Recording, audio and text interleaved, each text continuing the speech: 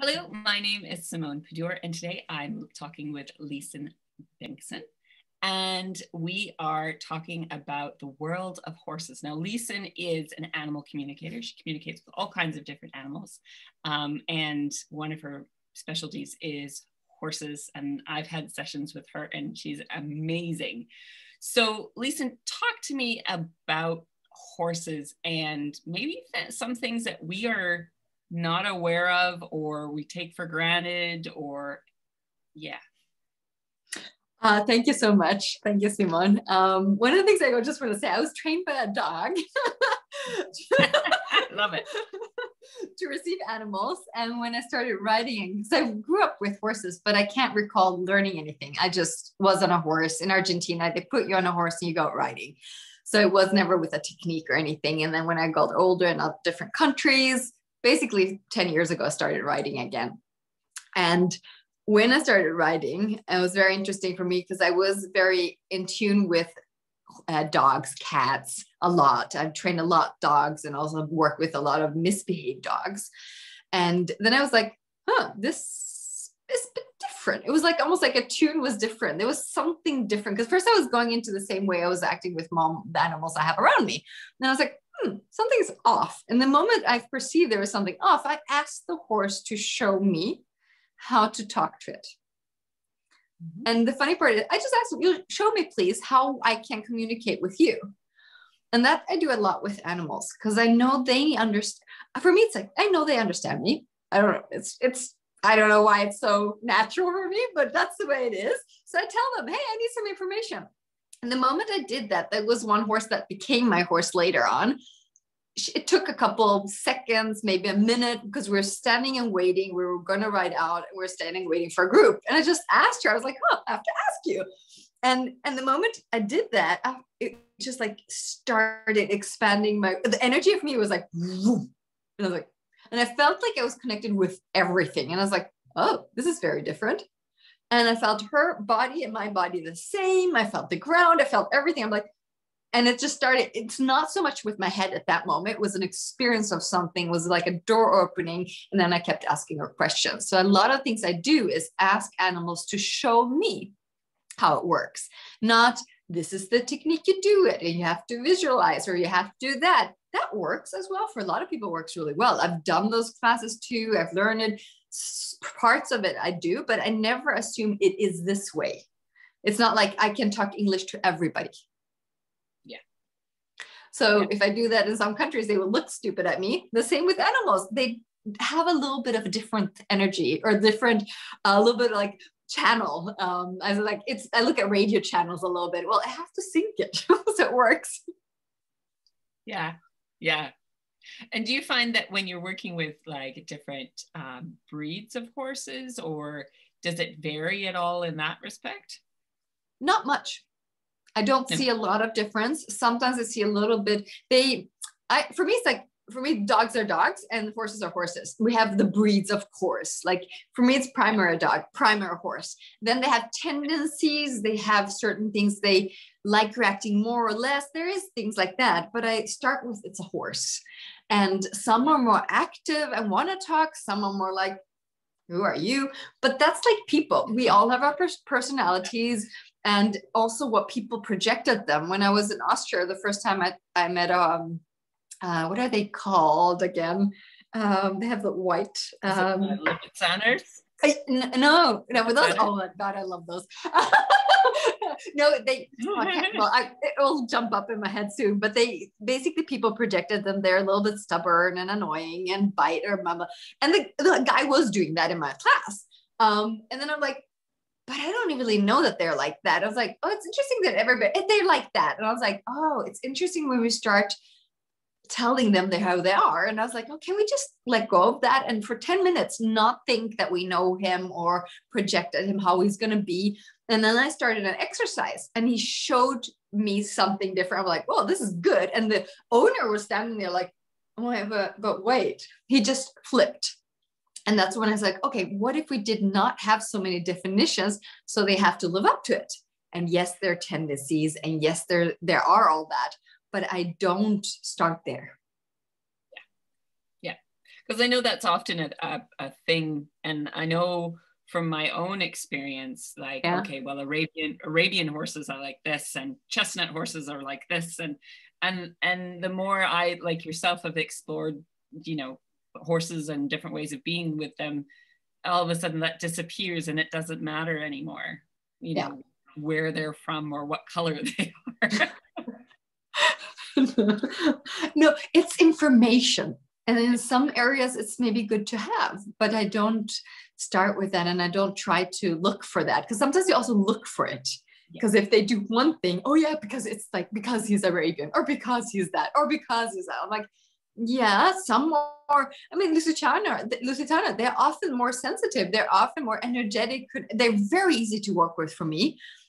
And then some people don't like them in riding schools because they're too energetic, too connected. They are not like solid grounded. Okay, maybe they don't want to work. But then again, if I conclude that to every horse that is a Lusitano, I wouldn't be able to receive the one that really wants to work with that.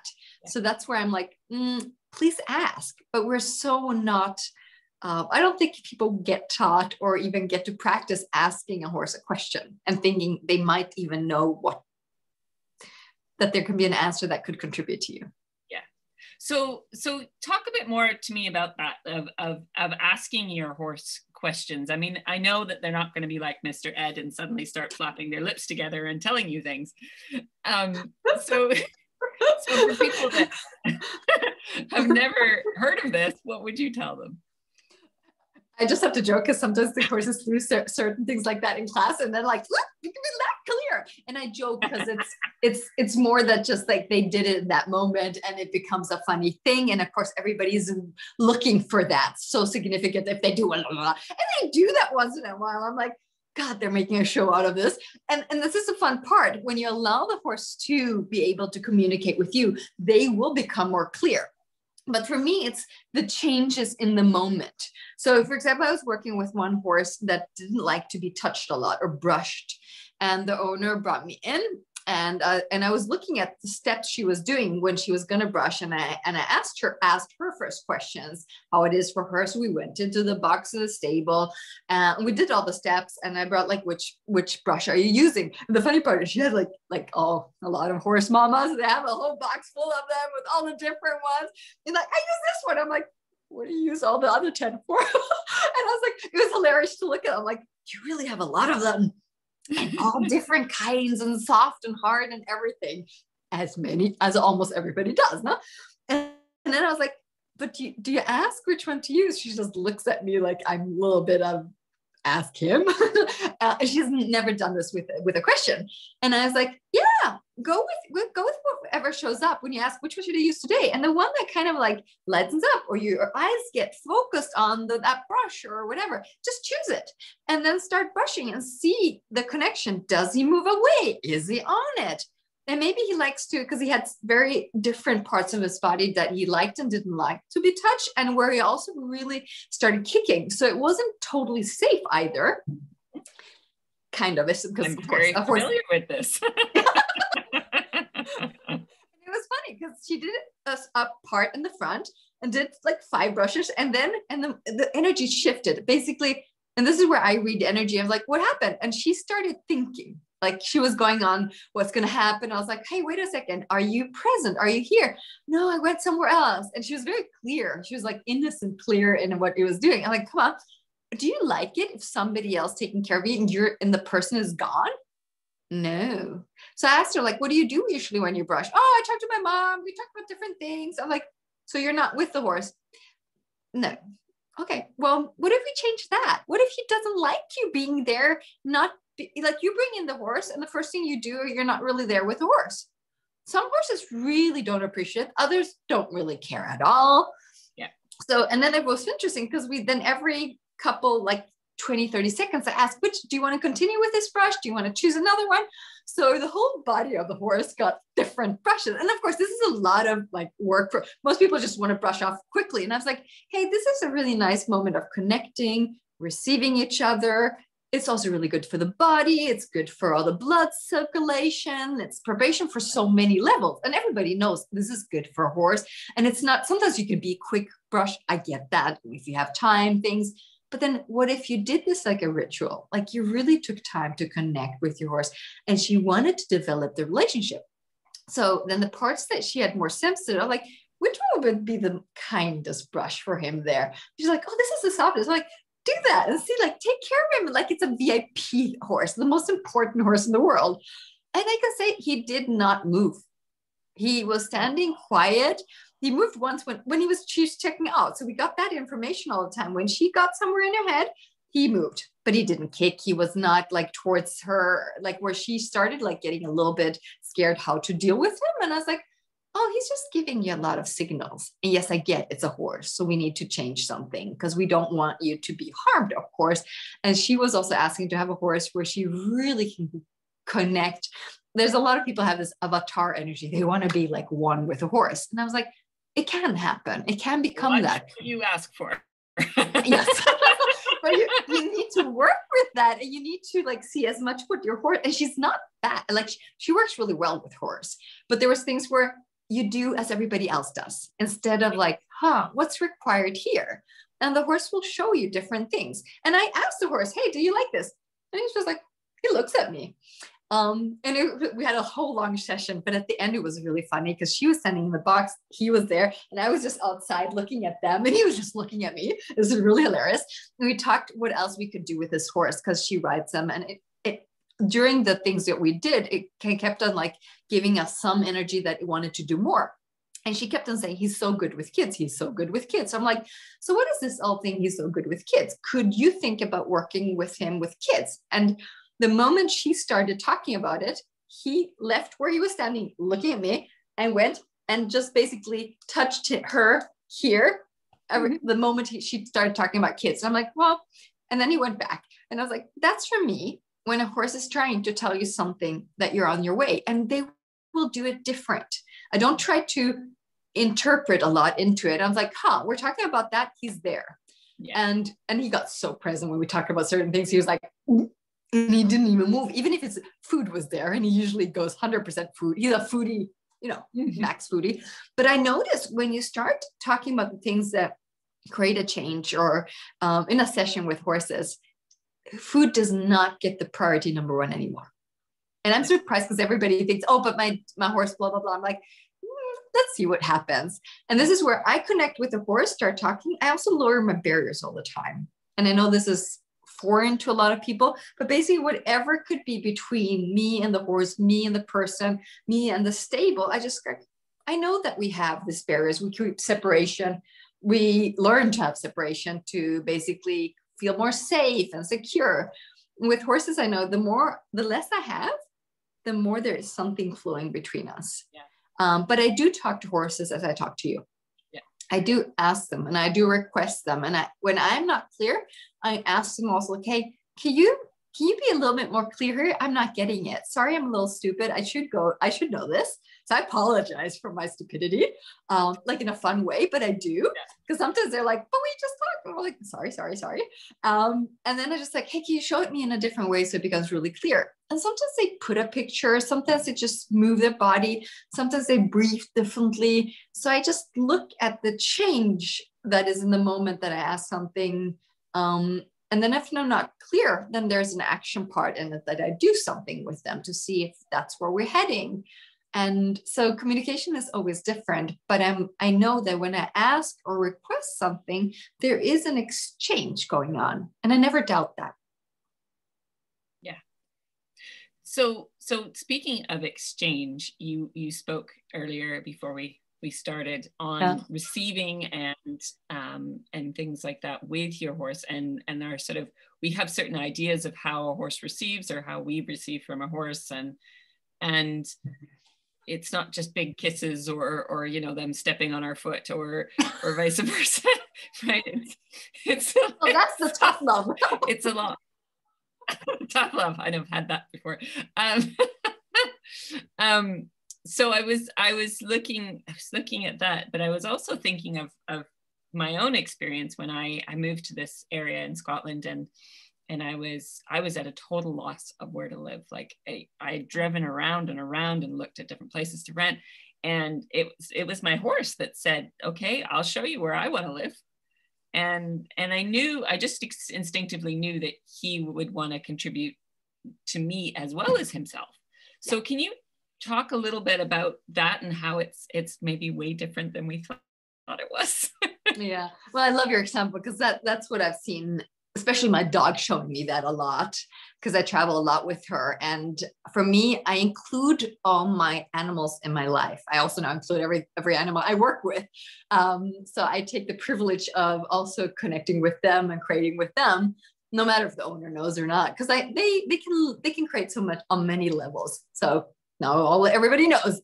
But what I see is that they want to contribute to you and they also know they can, but if you don't ask them or let them know, they will like wait for you because they're very, especially horses are very relaxed in their way of being like, I'm okay with whatever, but if you ask me, I'll do everything. And that's on an energetic level where it becomes, I always say it's kind of magical because you can't figure out how it works, but you'll see that it works. And this is where people want a direct result from something or expect the animals to do something. But I asked them to do it. It didn't show up. I'm like, but how did you expect it to show up? Yeah. For me, it's more, I don't know, but I always trust that they will co-create with me. So when I started going to Spain in the winters, I told my dog like, hey, for me to live there, it means that we're going to go out much more. We're going to be outside because the winters in Sweden are a little bit cold.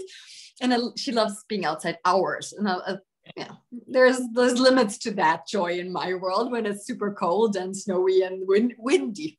And I said, well, if we're in Spain and we make that work and the financial situation works with that too, then I'm totally fine being there. And the things that showed up, the people, the hotels, the places, I ended up having a horse. I have a horse now in Spain, and she showed me a place where I wouldn't have ever considered choosing that hotel, for example, out in the no land. It was outside of a city. I thought it was close to a city. It wasn't, just because I needed a place that took a dog. And those are things, sometimes we think something is a problem that might be the biggest contribution. Because when you're moving around, you also move with a horse, for example. You're not just like, I can take a house or an apartment somewhere. Like, no, I need my horse too. And this, instead of seeing that it's a problem or something you have to solve, what if that also could be the biggest contribution to your life if you start seeing it and asking it, hey, we want to move.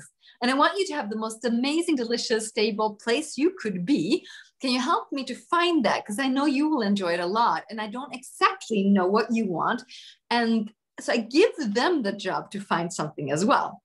I've been seeing now 2 people here in Sweden that basically have the horses in their garden. I'm like, oh, I like that. I'm like, oh, that's really Pippi Longstocking. I was like, that gets me really excited. I'm like, that's maybe something I'm going to consider choosing. But that's how I see also animals showing me different ways of living, because some you have to have it there, you have to have it there. They're very ordered. We have very ordered conditions with horses and animals.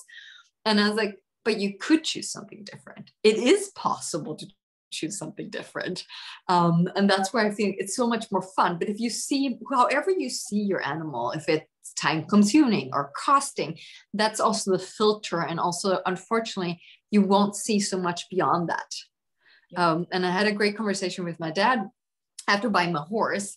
And basically my horse basically, after I asked her, why should I buy you? I don't even have a home yet in Spain.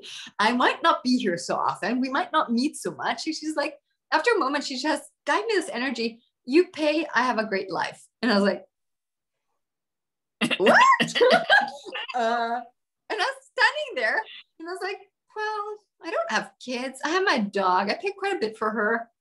Can I financially? Yes, I could. Do I want to have a great life? Yes, I would. Okay, well, some sponsor kids or animals in other countries. Let's sponsor her. And then I just went to the person taking care of her and said, hey, the only thing that I need to know is that you take care of this horse exactly as you're doing now and as if it was your own. And he was like super happy because that's exactly what he wanted from me, that I would pay for it and he would have it because somebody else owned it and he loved this horse. They have a love relationship. I was the third wheel for a while. That was interesting getting into that relationship. But one day it just like changed and I was like, oh, no, because I needed to show up because he was like, yeah, you're here sometimes. He's here. She was just like to him. So it's fun to And I haven't been there for a while, but it's fun to also see what kind of relationship you can have with a horse. Because everybody that hears me having a horse is, oh, you never meet it. And like, yeah, but we have a deal. And the deal is totally okay. If I don't show up for a couple of years, it won't harm her. I miss her sometimes because I love having animals in my life. But I don't go around missing her. Yeah. Because we have a deal. It works. And when I'm there and we have classes and seminars, she loves it. And this is one thing I saw with her as well. She really loves working with people and is connected. She's really good at working with every energy. So she will adjust to the energy that is there and contribute to that. I was like, oh, this is a good horse for me if I'm having more seminars here. So I was very grateful for that. That's very cool. I had another question and it flitted through my head and then flitted out. Is there anything else that you would like to? So when we had a conversation about my horse and I, and you talked to me about, having him contribute to, your business or your Facebook page or, and I know this is a bit of a leap for some, but at the same time, like you say, even though she's not in your life, like touching you physically, she's still very much a contribution to you in your life. So can you talk a little bit about that and how we can start including our animals in our businesses, in our lives, in a way that's maybe not a physical touch, like, press that button and we'll get, you know what I mean? No, I understand it. And if I could have her next to me, I would have more with her. So I love everybody that has this very close connection to yours. One of the things I also look at with everybody that owns a horse is to start letting go of everything you've decided how your horse is. Like he or she does this, or he's like that, who he reacts. Because basically what you're doing also, you would always look at that energy and the horse will perceive that. So more of that shows up. So I tell a lot of people when I have classes or seminars, when we look at this topic, look at if you have a business or, well, let's say you have a business. Every animal in your life could be a part of your creation, like a business partner. And business partners, you can have a lot of them, but you don't have to expect certain things of them. It's not a business partner, you're 50-50 and doing the same thing. And I don't mean that at all. So it's more, what I notice is that animals really would love to contribute to us. We often have this energy, we're responsible for them. So we make ourselves almost like a little bit bigger than them or overprotective. And if we don't take care of them, they die. Like, so we project that they are not in a sense. And how do you say in English when they can't take care of themselves? Energy? Yeah, like an invalid or a little bit of that energy. Exactly. So what I see is more, okay, they are equal to us. We're just different. So yes, I have to feed them. But then also, what if I made us more an energy that we do actively contribute to each other instead of like, I'm responsible over this animal or to make this world great for this animal. So then I look at, hey, what can we do together? What would you like? So a lot of people think, well, a horse loves to be outside eating on a grass field. That's their heaven. I was like, yeah, that's great. But a lot of them are very bored. When I meet them, very bored animals, very bored horses. And some are really great because they do a lot of different things. But then I look at, okay, what could you be creating? What if you asked them to contribute where you're heading? So if you had a couple of energies, like animals is for me also an energy, and you ask them, hey, could you come help out here? Because I'm working with this and this. I never give them the responsibility of creating anything. I ask them to contribute and be part of my creation. So I'm the leader and I ask them to work with me. And then of course, I make this a little bit of deal and deliver with them too. So if I know, like for Cinia that went to Spain, I said, hey, let's create this in Spain so we can be outdoors a lot. So when we were in Spain, we were outdoors a lot and I was working outside too. So she could be outside a lot. So I also had to look at, I have to deliver too, what I agree with them. If I don't, I also apologize. Yeah. And these are things that sound more normal that we do with people, but I do them the same with animals. Because when they hear and see that I know that they're there, they're present, they contribute. And when I don't live up to it, I'm so sorry. There's this thing that the creation gets so activated. And I mean, the social media thing is funny because I've had so many horses wanting to look at Facebook Lives all the time, and they come up to their owner, look into the camera. They start Oh God. One class I was having in Austria, oh my gosh, she was in a stable, feeding the horses, and they're open. They were all standing together, but in their little area. And then she puts on a Facebook Live and I show up and I was going to come. And then she was looking at me, you're just like hearing them, nom, nom, nom, relaxed, looking at Facebook Live, her own horse without she like notice and start eating. Ears go up and down, like front and back. He is so funny. He backs, moves around, goes around her on the side, and is on the side here. Here's a camera, and looks into the Facebook Live and just stands there looking. The second horse does it too. So she has two horses here looking at Facebook Live where I'm talking. And she does a photo where they look, you have like big horse mouth. And she's like, and then when I was done, they backed off and started eating again. And she's like, what happened now? That was weird. They never stopped eating for anything. And this is where I'm like, they know something. They just are very, very different. My dog has shown me a couple of things where I'm like, and this is where you train your energetic also receiving. I don't make it very special. I make it more like a natural thing in my life. I ask them, I talk to them.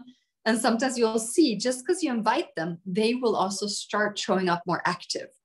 The more I invited my dog, the more active she was. And I was like, at the end, she was super active. I'm like, oh my God, this is intense. But we created that together. And you can do this. And it's a journey. It's an adventure. It doesn't come from one day to another. It's something you choose and choose, but you'll be surprised how quickly it can also happen. I know with your horse, he's very, very sensitive in the way that he's very quick in his way, what works for him. Yes. Yes. And he's so expressive in his like facial expressions.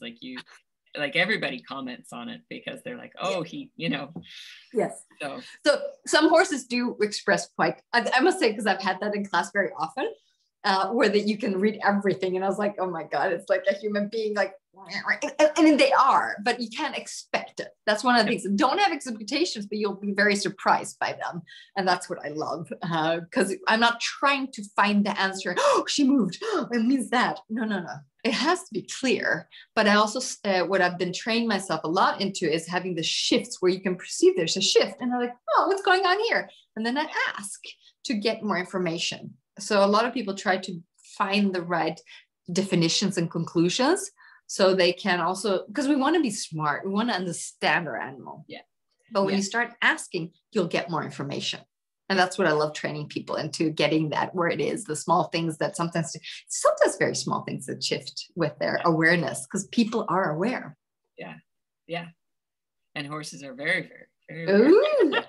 And they love it. They love when you connect with them and start asking them, creating with them. And because they really would love to create. I tell people, like, have a business meeting every week. Go in for a business meeting as if you were working with somebody. Tell them what's going on, where you're heading, what you like contribution to.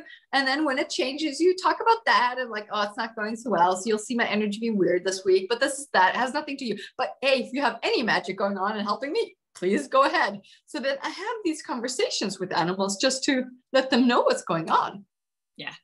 Yeah, absolutely. So is there anything else that you would like to share with people tonight on horses, the world of horses? I would say start asking, and there's a lot of things you can do, because there's also energetic body work you can work with, and there's clearing of energies when things are into their bodies that don't have to be there. So there's an adventure. When you start this, it never ends. As you know, you can always learn more, always. And there's no right way. You start and every animal will show you a different world. I do see that we love our definitions and judgments and points of views.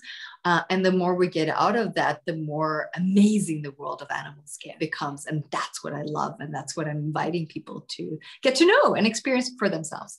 Yeah. And I just want to accentuate that. Like, there is this, the rightness of like trying to get it right. And my sense is that's one of the reasons we hang on to our definitions so much, because we're trying to just get it right.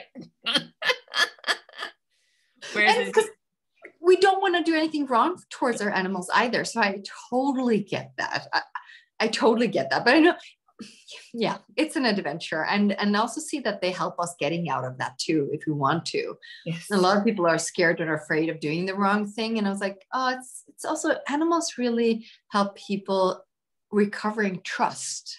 If you have lost it or have any issues with that, I mean, that's why we use also a lot of animals in therapies and for a lot of connection, and also kids, have autistic kids and all that amazing connections and communication going on with animals.